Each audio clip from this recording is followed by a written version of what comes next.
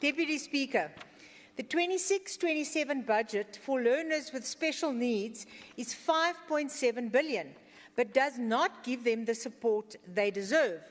These children are waiting to be seen and supported. Most of this allocation is absorbed by salaries, while the practical support they need is totally underfunded.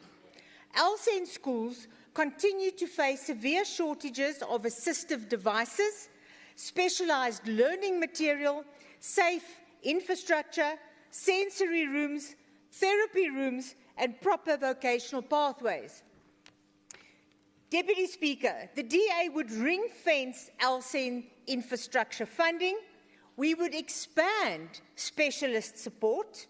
We would prepare our special needs learners for a life of skills and greater independence to ensure every single disabled learner in Gauteng is seen, supported, and given the dignity that they deserve.